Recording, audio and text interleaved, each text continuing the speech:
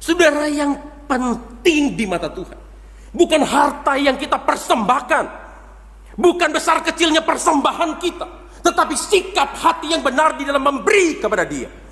Itu yang dilihat oleh Tuhan. Hati yang hancur, hati yang remuk, hati yang didasari oleh kesadaran bahwa kita adalah orang yang berdosa, orang yang tidak layak di hadapan Tuhan.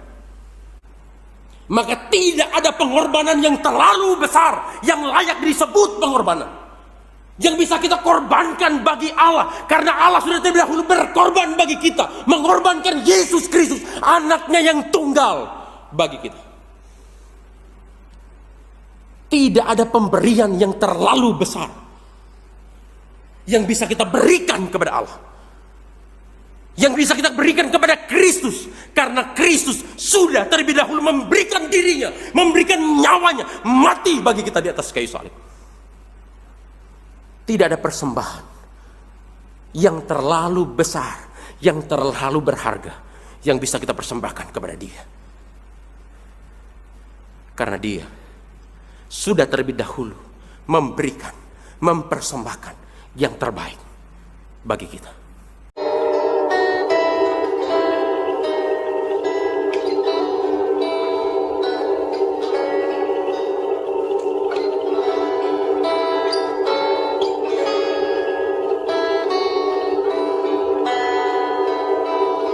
Shalom, selamat pagi.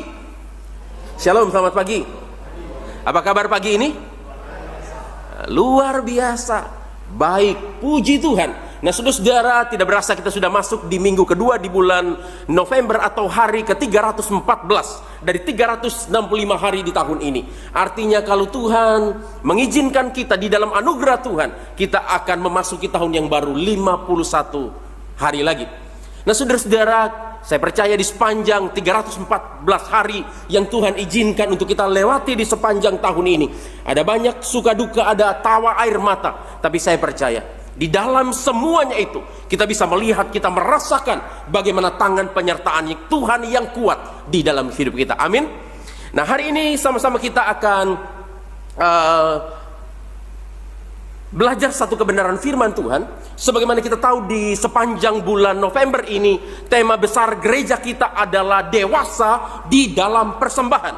Saudara-saudara, kita rindu di sepanjang bulan ini kita boleh belajar, kita boleh memiliki satu pemahaman bagaimana seharusnya kita memberikan persembahan kepada Tuhan. Kita memiliki satu pemahaman yang benar apa itu persembahan, sehingga kita semakin dewasa di dalam memberi persembahan kepada Tuhan. Saudara-saudara, tema ini merupakan satu tema, bagian dari satu tema besar di sepanjang 2019 ini, yaitu dewasa di dalam Kristus. Saudara-saudara, minggu yang lalu kita sudah mulai dengan satu tema yang penting, yaitu filosofi persembahan.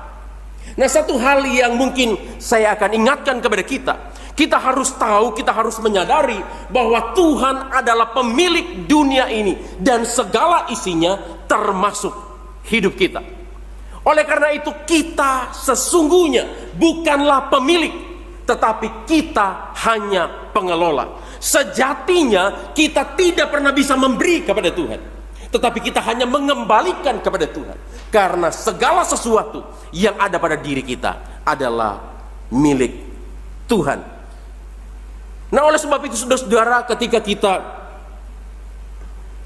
bisa dalam tanda kutip memberi persembahan kepada Tuhan, bukan karena Tuhan kekurangan, tetapi itu adalah sebuah ucapan syukur atas apa yang Tuhan sudah berikan di dalam hidup kita. Karenanya memberi persembahan kepada Tuhan tidak boleh dilihat sebagai sebuah beban yang memberatkan kita, tetapi kita harus lihat sebagai sebuah privilege, sebuah hak istimewa yang Tuhan berikan kepada kita.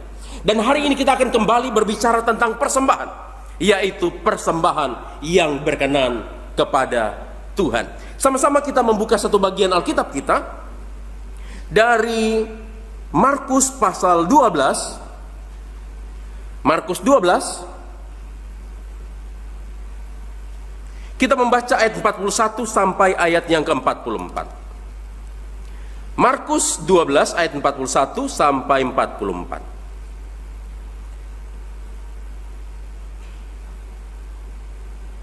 Kalau sudah mendapatkan, kita baca bagian secara bergantian. Saya membaca 41, Bapak Ibu Saudara 42. Demikian selanjutnya nanti 44 kita baca bersama-sama.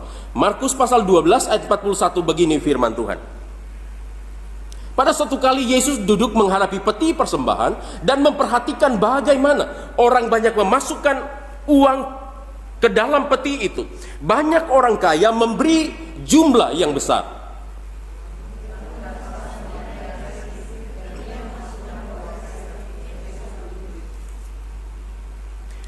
Maka dipanggilnya murid-muridnya dan berkata kepada mereka, "Aku berkata kepadamu, sesungguhnya janda miskin ini memberi lebih banyak daripada semua orang yang memasukkan uang ke dalam peti persembahan sama-sama. Sebab mereka semua memberi dari kelimpahannya, tetapi janda ini memberi dari kekurangannya, semua yang ada padanya, yaitu seluruh nafkahnya."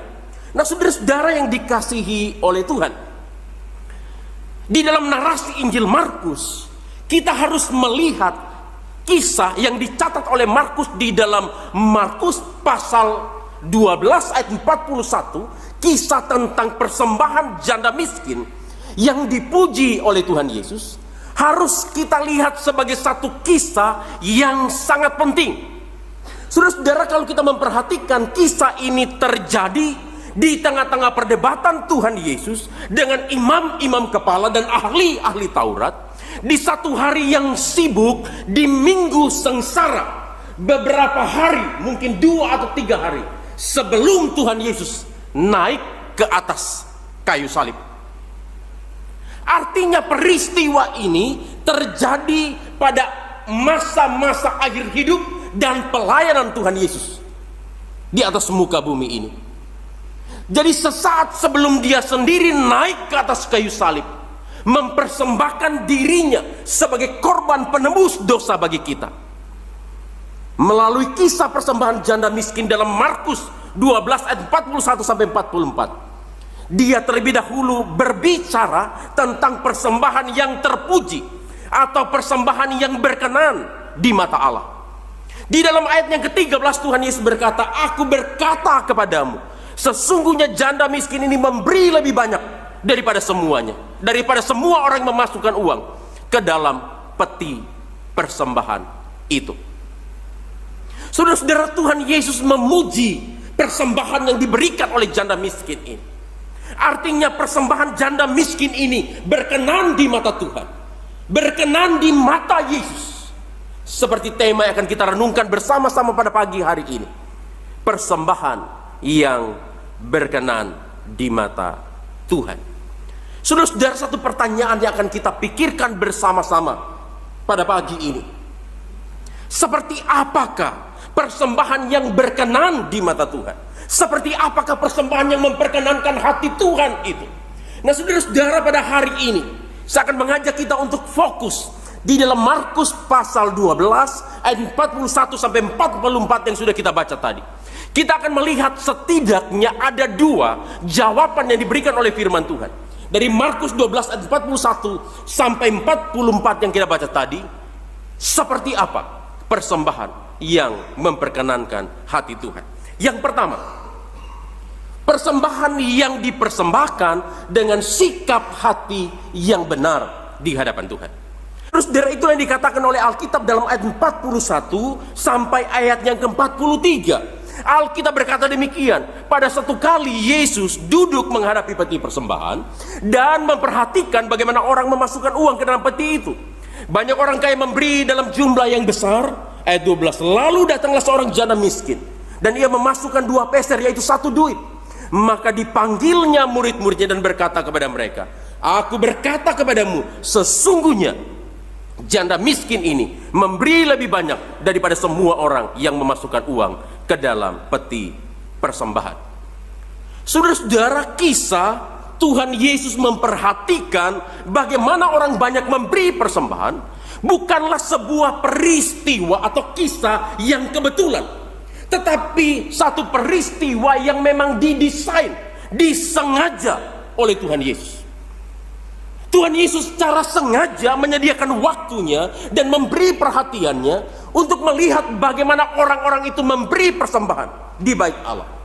Alkitab mengatakan kepada kita di dalam ayat 41 bagian A, Pada suatu kali Yesus duduk menghadapi peti persembahan, garis bawahi, itu penting. Dan memperhatikan, atau dalam terjemahan lain dikatakan mengamati dengan saksama, mengamati dengan teliti, bagaimana orang banyak memasukkan uang ke dalam peti persembahan. Saudara-saudara, di pelataran bait Allah atau di pelataran bait suci, ada satu pelataran yang disebut dengan pelataran perempuan. Saudara-saudara, di pelataran tersebut terdapat 13 peti persembahan yang disediakan bagi umat untuk memasukkan atau memberi persembahan atau pajak untuk bait Allah. Nah, di sekitar tempat itulah kira-kira Tuhan Yesus duduk dan mengawasi bagaimana orang-orang memberi persembahan. Di dalam ayat 41 Alkitab berkata, banyak orang kaya memberi di dalam jumlah yang besar. Dan di dalam waktu yang hampir bersamaan, ayat 42 Alkitab berkata, lalu datanglah janda miskin. Saudara, kata miskin di dalam ayat ini, di dalam bahasa perjanjian baru itu dipakai kata tokos. Artinya sangat miskin atau benar-benar miskin. Saudara, kata ini sengaja dipilih oleh Markus sebagai sinonim untuk menggambarkan seorang pengemis. Jadi ini menunjukkan bahwa janda ini benar-benar sangat miskin. Janda ini benar-benar hidup di dalam kesusahan. Itu bisa dilihat dari persembahan yang dia berikan di bait Allah. Alkitab mengatakan ia memasukkan 2 peser. Saudara, peser merupakan kepingan mata uang yang terkecil di zaman itu atau ketika itu. Jadi janda miskin ini hanya bisa memasukkan 2 peser, yaitu mata uang yang terkecil, untuk dipersembahkan di bait Allah. Nah, tapi menarik untuk kita perhatikan dengan baik, atau satu pertanyaan yang lebih mendalam yang akan kita pikirkan bersama. Sesungguhnya apa yang sedang diperhatikan oleh Tuhan Yesus, atau apa yang sedang diawasi oleh Tuhan Yesus ketika dia duduk di depan peti persembahan? Apakah orang yang memberi persembahan atau cara orang memberi persembahan? Saya ulangi. Sesungguhnya apa yang sedang diperhatikan oleh Tuhan Yesus waktu dia duduk di depan peti persembahan itu? Apakah dia sedang mengawasi siapa-siapa atau orang yang memberi persembahan, ataukah cara mereka di dalam memberi persembahan? Ayo, kira-kira yang mana? Kira-kira yang mana? Orangnya atau cara mereka memberi? Dari mana taunya? Dari mana taunya kalau yang diperhatikan Tuhan Yesus caranya, bukan orangnya? Saudara, 41 Alkitab katakan Yesus memperhatikan bagaimana, itu garis bawahi, kata penting, orang memasukkan uang ke dalam peti persembahan itu. Saudara, bagaimana itu berhubungan dengan manner, berhubungan dengan cara, bukan berhubungan dengan subjek yang memberi persembahan. Bagaimana itu berhubungan dengan cara, bukan berhubungan dengan siapa yang memberi persembahan. Jadi yang diperhatikan oleh Tuhan Yesus di sini adalah cara atau bagaimana mereka memberi persembahan. Jadi yang menjadi fokus, menjadi perhatian Tuhan Yesus bukan siapa-siapanya, bukan orang kaya atau orang miskin, bukan banyak atau sedikitnya persembahan yang diberikan, tetapi bagaimana mereka memberi persembahan kepada Allah. Saudara, bagaimana itu berhubungan dengan sikap hati, bagaimana itu merupakan satu ekspresi dari sikap hati. Cara itu mencerminkan apa yang ada di dalam, mencerminkan motivasi yang ada di dalam hati. Itu yang dinilai oleh Tuhan. Jadi Tuhan Yesus mengawasi cara mereka memberi persembahan kepada Allah. Bukan siapa yang memberi persembahan, bukan orang kaya atau orang miskin, bukan banyak sedikitnya persembahan yang diberikan, tetapi sikap hati atau motivasi mereka di dalam memberi. Itulah yang dinilai oleh Tuhan Yesus. Dan saudara-saudara, waktu saya membaca bagian ini, saya coba mengimajinasikan, saya coba merekonstruksi ulang kira-kira bagaimana orang kaya dan janda miskin itu memberi persembahan ketika itu. Saudara, di dalam bayangan saya, mungkin di antara orang kaya yang memberi persembahan, ada yang datang sambil mengangkat dan melambai-lambaikan jumlah atau uang persembahan yang besar yang mereka miliki itu depan umum, supaya dilihat oleh orang banyak, supaya dipuji oleh orang banyak, sebelum mereka memasukkan uang itu ke dalam peti persembahan. Jadi mungkin dengan keangkuhannya, dengan sombongnya, mereka memamerkan persembahan mereka di depan orang sebelum memasukkan persembahan itu ke dalam peti persembahan. Karena ini terjadi di pelataran perempuan, mungkin di antara orang kaya itu ada ibu-ibu yang datang untuk memberi persembahan, mungkin dengan gayanya yang parlente sambil menenteng, mungkin katakanlah tas Louis Vuitton atau Chanel yang mahal itu. Ngomongnya aja susah ya, Chanel. Iya. Sambil menenteng tas Louis Vuitton dan Chanel yang mahal itu, berlenggak-lenggok seperti model berjalan di catwalk, menjadi perhatian semua orang. Lalu dia memasukkan uangnya ke dalam peti persembahan. Sementara di sisi yang lain, janda miskin itu menghampiri peti persembahan itu dengan hati yang gentar, perasaan yang tidak layak. Dia berjalan dengan mata yang tertunduk, dia tidak berani memandang orang di sekitarnya. Ketika dia berjalan, dia berada di bawah tatapan sinis orang-orang yang ada di sekitarnya.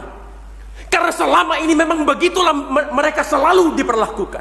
Mereka selalu menjadi objek penderita, selalu menjadi objek tipu daya dari para pemimpin agama. Sebagaimana diceritakan oleh Tuhan Yesus dalam Markus pasal 12 ayat 40. Dengan kaki yang gentar, tangan yang gemetar, janda miskin itu memasukkan 2 peser persembahan ke dalam peti persembahan. Saudara-saudara, ketika Tuhan Yesus melihat hal ini, Alkitab mengatakan Tuhan Yesus memanggil murid-murid. Sebelum dia memberikan penilaiannya, mungkin Tuhan Yesus terlebih dahulu bertanya kepada murid-muridnya, memberikan kesempatan kepada murid-muridnya untuk memberikan penilaian atas orang-orang yang memberikan persembahan di bait Allah hari itu. Mungkin Tuhan Yesus bertanya, menurut kalian di antara semuanya, siapakah yang memberi persembahan yang lebih banyak? Sudah, saya hanya membayangkan, mungkin Yudas, sang bendahara yang mata duitan itu, yang akan terlebih dahulu merespon guru.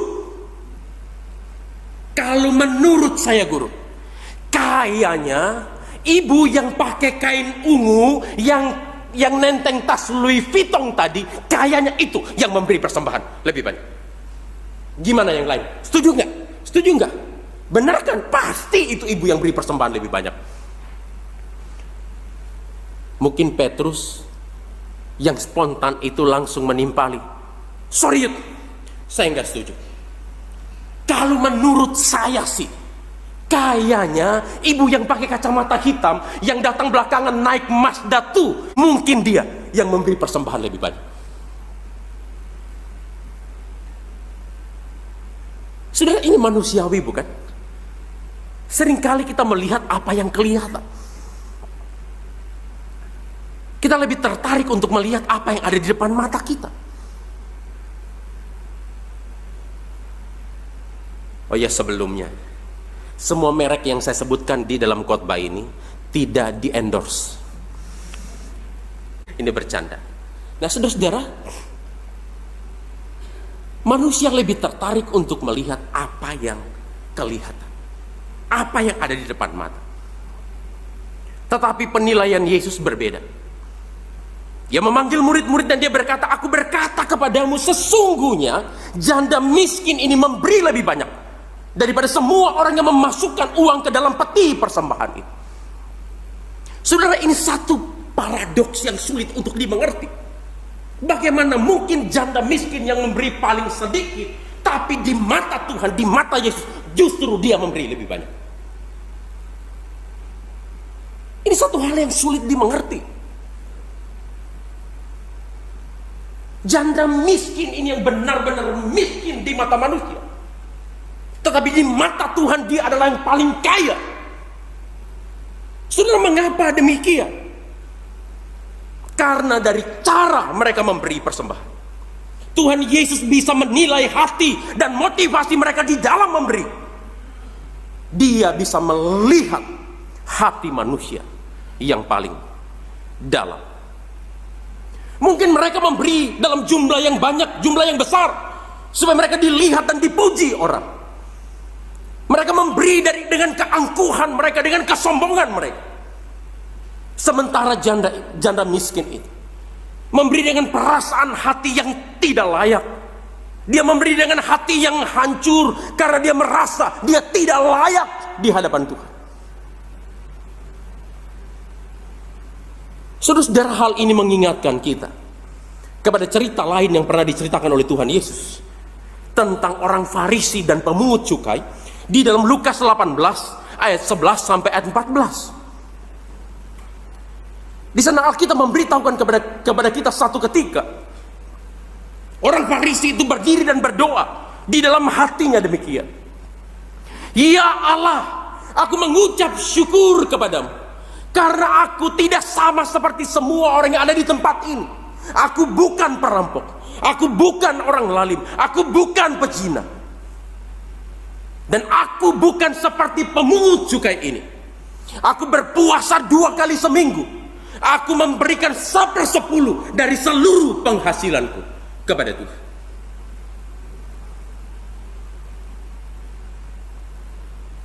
Tetapi Tuhan Yesus berkata, pemungut cukai itu berdiri jauh-jauh. Bahkan dia tidak berani menengadah ke langit, melainkan ia memukul dirinya dan berkata, ya Allah, kasihanilah aku orang yang berdosa ini.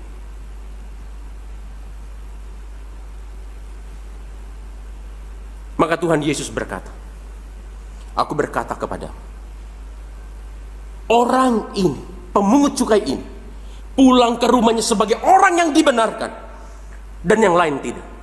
Sebab barang siapa meninggikan diri, dia akan direndahkan. Barang siapa yang merendahkan diri, ia akan ditinggikan. Saudara, yang penting di mata Tuhan bukan harta yang kita persembahkan, bukan besar kecilnya persembahan kita, tetapi sikap hati yang benar di dalam memberi kepada Dia. Itu yang dilihat oleh Tuhan. Hati yang hancur, hati yang remuk, hati yang didasari oleh kesadaran bahwa kita adalah orang yang berdosa, orang yang tidak layak di hadapan Tuhan. Saudara, inilah yang dikatakan oleh Raja Daud di dalam doa pengakuan dosanya dalam Mazmur 51 ayat 18 dan 19. Alkitab berkata, sebab engkau tidak berkenan kepada korban sembelihan, korban bakaran engkau tidak menyukainya. Korban sembelihan kepada Allah ialah jiwa yang hancur, hati yang patah dan remuk. Tidak kau pandang hina, ya Allah. Saudara, Alkitab mengatakan korban bakaran tidak disukai oleh Tuhan. Korban sembelihan menjijikkan Tuhan. Tetapi korban sembelihan, Alkitab katakan, ialah hati yang hancur, hati yang patah, hati yang remuk. Itulah yang berkenan kepada Tuhan.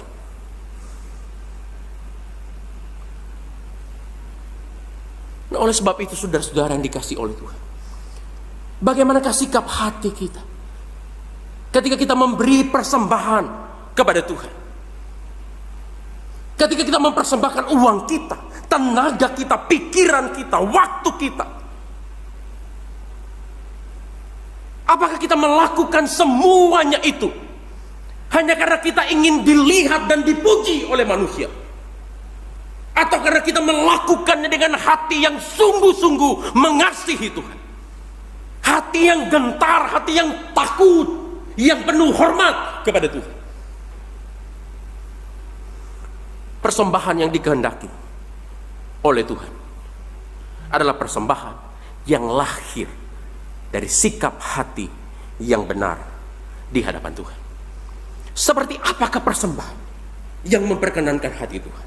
Yang kedua, persembahan yang mempersembahkan seluruh hidup kita kepada Allah.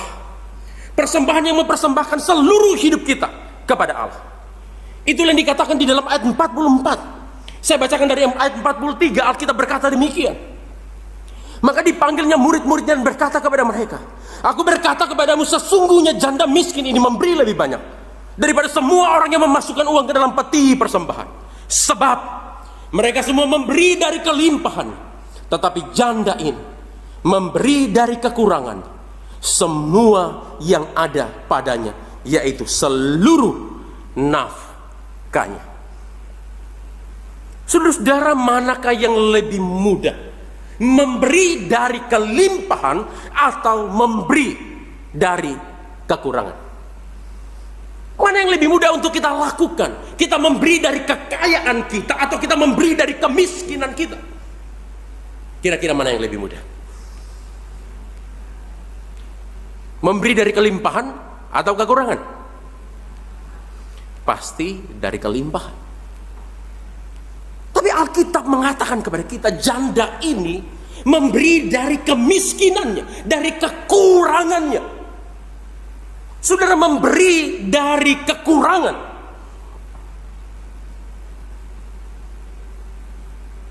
itu membutuhkan iman yang besar. Memberi dari kekurangan butuh pengorbanan. Memberi dari kekurangan itu membutuhkan keikhlasan. Memberi dari kekurangan itu membutuhkan penyerahan diri yang secara total kepada Tuhan. Tidak heran Tuhan Yesus memuji persembahan janda miskin. Mungkin ketika orang memberi dari kelimpahan mereka, itu tidak ada artinya bagi mereka. Dan sekalipun janda ini memberi paling sedikit, tapi dia memberi dari ketiadaannya, dari kemiskinannya, dari kekurangan. Itu jauh lebih berarti di mata Tuhan. Bahkan Alkitab berkata kepada kita, janda ini bukan saja memberi dari kekurangannya, tetapi ia memberi semua yang ada padanya, yaitu seluruh nafkahnya. Atau dalam terjemahan lain dikatakan ia memberi segalanya, yaitu seluruh hidupnya untuk Tuhan. Saudara, hal inilah yang membuat persembahan janda miskin ini dipuji oleh Tuhan Yesus. Inilah membuat persembahan janda miskin ini berkenan di mata Tuhan. Dia bukan saja berani berkorban bagi Tuhan, tetapi ia juga memberikan seluruh hidupnya bagi Tuhan. Ia mempersembahkan seluruh hidupnya bagi Tuhan. Saudara, ketika kita memikirkan hal ini, bukankah hal-hal ini juga yang telah dilakukan oleh Allah bagi kita? Alkitab dengan sangat jelas mengatakan kepada kita dalam Yohanes pasal 3 ayat 16 yang terkenal itu. Karena begitu besar kasih Allah akan dunia ini, sehingga dia mengaruniakan, dia memberikan Yesus Kristus anaknya yang tunggal, supaya setiap orang yang percaya kepada dia tidak binasa, melainkan beroleh hidup yang kekal. Dan dalam Roma pasal 8 ayat 32 Alkitab berkata, ia sendiri, Allah Bapa, tidak menyayangkan anaknya, tetapi menyerahkannya bagi kita semua. Jadi Yesus Kristus adalah anak tunggal Bapa, anak tunggal Allah. Tetapi Bapa memberikannya, mengorbankannya bagi kita di atas kayu salib. Bahkan Yesus sendiri telah mengorbankan dan mempersembahkan dirinya sendiri bagi kita untuk menjadi korban penebus dosa, supaya dosa kita bisa diampuni dan supaya kita bisa beribadah kepada Allah yang hidup. Ibrani pasal 9 ayat 14 Alkitab berkata, betapa lebihnya darah Kristus yang oleh roh yang kekal telah mempersembahkan dirinya sendiri kepada Allah sebagai persembahan yang tidak bercacat, untuk menyucikan hati nurani kita dari perbuatan yang sia-sia, supaya kita dapat beribadah kepada Allah yang hidup. Jadi Alkitab mengatakan kepada kita, Yesus sendiri telah mempersembahkan dirinya, memberikan nyawanya bagi kita untuk menjadi tebusan bagi kita di atas kayu salib, untuk menguruskan kita supaya kita bisa beribadah kepada Allah yang hidup. Bahkan kalau kita membaca di dalam Roma pasal 3 ayat 25, Alkitab dengan jelas mengatakan kepada kita, Allah sendiri telah menentukan Yesus Kristus menjadi korban pendamaian oleh iman melalui darahnya. Saudara-saudara, inilah yang disebut dengan gospel center message-nya. Inilah pesan Injil utamanya. Karena Allah sudah terlebih dahulu mempersembahkan anaknya yang tunggal bagi kita, sehingga kita dimungkinkan bisa mempersembahkan kepada Allah. Karena Yesus Kristus sendiri yang terlebih dahulu mempersembahkan hidupnya untuk kita, sehingga kita dimungkinkan untuk bisa mempersembahkan seluruh hidup kita bagi Tuhan. Saudara-saudara, di dalam pemahaman bahwa Allah yang terlebih dahulu mempersembahkan anaknya bagi kita, bahwa Kristus yang terlebih dahulu mempersembahkan hidupnya bagi kita, maka Rasul Paulus berkata kepada jemaat di Roma, dalam Roma 12 ayat yang pertama yang terkenal itu, Alkitab berkata, karena itu saudara-saudara, demi kemurahan Allah, aku menasihatkan kamu supaya kamu mempersembahkan tubuhmu sebagai persembahan yang hidup, yang kudus dan berkenan kepada Allah. Itu adalah ibadahmu yang sejati.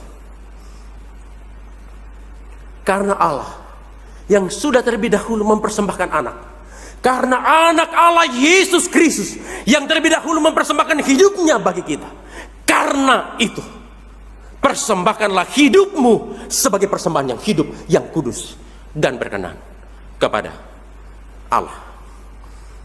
Saudara-saudara, persembahan yang berkenan kepada Allah adalah mempersembahkan seluruh hidup kita kepada Allah. Beranikah kita berkorban bagi Allah yang sudah terlebih dahulu mengorbankan anaknya yang tunggal bagi kita? Beranikah kita mempersembahkan seluruh hidup kita bagi Kristus yang sudah terlebih dahulu mempersembahkan hidupnya bagi kita? Saudara, kalau kita mengerti kebenaran ini, maka tidak ada pengorbanan yang terlalu besar yang layak disebut pengorbanan yang bisa kita korbankan bagi Allah, karena Allah sudah terlebih dahulu berkorban bagi kita, mengorbankan Yesus Kristus, anaknya yang tunggal bagi kita. Tidak ada pemberian yang terlalu besar yang bisa kita berikan kepada Allah, yang bisa kita berikan kepada Kristus, karena Kristus sudah terlebih dahulu memberikan dirinya, memberikan nyawanya, mati bagi kita di atas kayu salib. Tidak ada persembahan yang terlalu besar, yang terlalu berharga yang bisa kita persembahkan kepada Dia, karena Dia sudah terlebih dahulu memberikan, mempersembahkan yang terbaik bagi kita. Saya tutup khotbah pagi ini dengan satu ilustrasi. Ilustrasi ini saya dengar sudah lama sekali, puluhan tahun yang lalu, ketika saya masih di bangku sekolah minggu. Saudara-saudara, di dalam ilustrasi itu diceritakan pada satu ketika atau satu malam di sebuah desa kecil diadakan sebuah ibadah misi yang ditujukan untuk mengumpulkan dana untuk mendukung pekerjaan pemberitaan Injil, mengumpulkan dana untuk mendukung pekerjaan misi Tuhan. Di akhir khotbahnya sang pendeta menantang setiap orang yang hadir dalam ibadah itu, memberikan calling kepada setiap orang yang hadir dalam ibadah itu, supaya mereka mempersembahkan uang mereka, mempersembahkan harta mereka untuk diberikan bagi Tuhan, untuk pekerjaan Tuhan, pekerjaan misi yang akan dilakukan. Di malam itu ada seorang anak muda yang baru pertama kali datang ke gereja. Baru kali itu dia mendengar Injil. Tapi ketika dia mendengar Injil, Roh Kudus menjamah hatinya. Dia menyadari dirinya bahwa dia adalah orang yang berdosa. Dia bertobat dan dia menerima Yesus sebagai Tuhan dan Juru Selamat secara pribadi. Ketika calling itu diberikan, Roh Kudus menggerakkan hatinya, menggelisahkan hati. Dia ingin maju memberi, tetapi dia tidak punya apa-apa. Bahkan dia merasa dirinya tidak layak untuk memberi bagi Tuhan. Tetapi Roh Kudus terus menggelisahkan hatinya, menggerakkan hati. Ketika sang pendeta berdoa setelah calling itu diberikan, maka anak muda itu berjalan ke depan altar dengan kaki yang gemetar, hati yang hancur, mata berlinang air mata.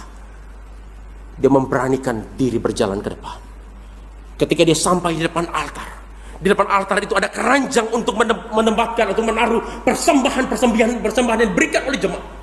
Maka anak muda itu memberanikan dirinya, dia masuk ke dalam keranjang besar itu, dan dia duduk di dalam keranjang besar itu sambil dia berkata, Tuhan, ini hidupku, ku persembahkan bagimu. Ketika pendeta itu selesai berkhotbah, dia kaget. Kok ada anak muda di dalam keranjang persembahan? Dia bertanya, anak muda, apa yang kau lakukan di tempat ini? Anak muda itu dengan terus menangis, dia menjawab pendeta itu, Roh Kudus telah menjamah saya. Saya rindu berbagian dalam pekerjaan Tuhan. Saya ingin memberi, tapi saya tidak punya apa-apa. Bahkan saya ini adalah orang yang berdosa.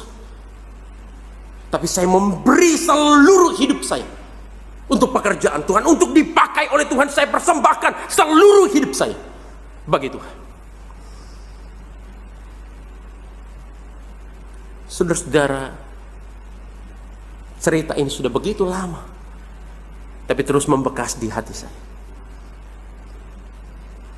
Dari cerita yang sederhana ini, kita bisa belajar kebenaran bahwa persembahan yang diperkenankan oleh Tuhan adalah persembahan yang diberikan dengan hati yang hancur, hati yang remuk, sikap hati yang benar di hadapan Allah. Dan persembahan yang berkenan adalah mempersembahkan seluruh hidup kita bagi Allah. Kita berdoa.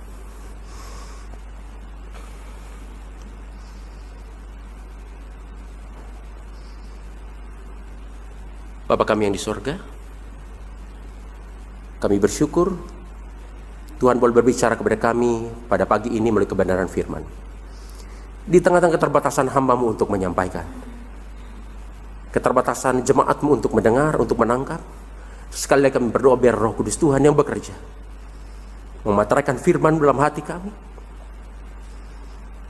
akan terus bekerja supaya kami sungguh-sungguh boleh bertumbuh sesuai dengan pendengaran kami akan firman-Mu. Hidup kami boleh semakin diubahkan serupa dengan Yesus Kristus Tuhan kami. Terima kasih untuk firman-Mu. Berkatilah kami semua yang sudah mendengar. Dalam nama Tuhan Yesus kami berdoa dan kami mengucap syukur. Amin. Ya, Tuhan berkati. Sungguh lampu Tuhan Yesus memanggil aku dan kau.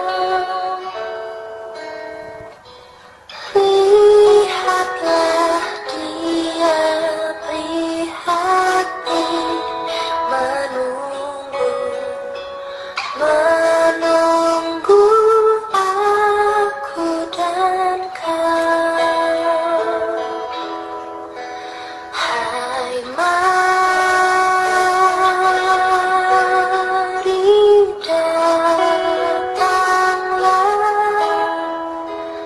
Kau yang lelah, mari datanglah. Sungguh lembut Tuhan Yesus, memanggil